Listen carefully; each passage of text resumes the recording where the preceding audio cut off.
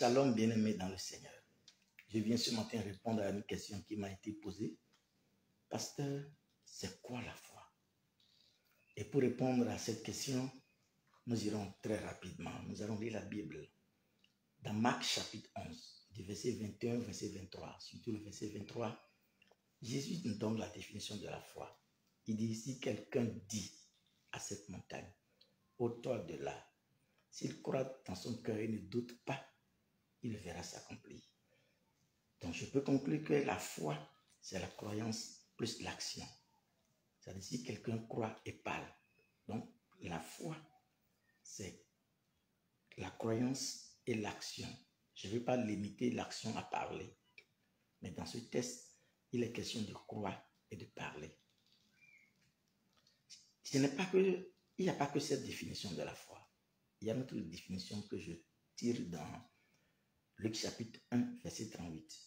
Quand l'ange Gabriel était allé annoncer le message de la naissance de Jésus à Marie, la Bible dit, Marie dit, je suis la servante de l'Éternel, qu'il me soit fait selon ta parole.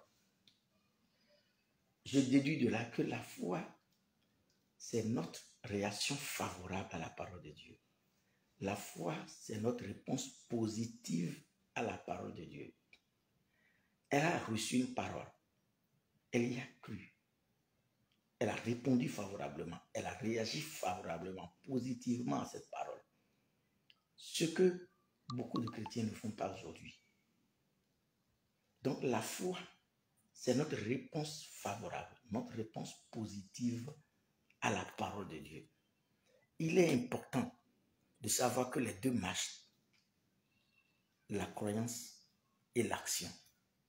C'est pourquoi dans 2 Corinthiens chapitre 4, verset 13, selon la version Parole de vie, c'est écrit, les livres saints, les saintes écritures disent, j'ai cru, c'est pourquoi j'ai parlé. La même foi agit en nous. Nous croyons, c'est pourquoi nous parlons. C'est bien écrit, nous parlons. Nous croyons, c'est pourquoi nous parlons. Donc avoir la foi, c'est croire et parler. Nous parlons, c'est au présent.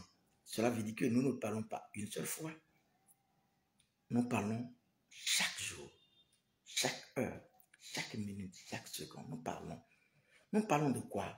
Nous parlons de ce que la parole de Dieu nous a révélé. Nous parlons de ce que l'Esprit de Dieu nous a révélé. Parce que la Bible déclare que c'est des choses que Dieu nous a révélées par son Esprit. Et chaque fois que nous parlons de ces choses qui sont dans l'invisible, ces choses deviennent visibles et réelles dans notre vie. C'est pourquoi il est important. Vous ne pouvez pas être chrétien et ne pas parler. Une bouche fermée est une destinée fermée. Je vous invite à joindre la parole, à joindre l'acte, à joindre l'action à votre croyance et le résultat est là. Je prie pour vous en cette semaine, pendant que vous serez en train de proclamer, de confesser, de confirmer, pendant que vous serez en train de déclarer à haute voix la parole de Dieu, pendant que vous serez en train de répondre favorablement à la parole de Dieu, toutes ces choses invisibles, je prie que ces choses deviennent palpables, que ces choses deviennent touchables, visibles, réelles dans votre vie, au nom de Jésus. Peut-être que tu ne sais pas comment proclamer, déclarer la parole de Dieu. Tu peux me contacter, je vais t'aider. Demain béni. Tu es un champion. Dieu compte sur toi. À la prochaine.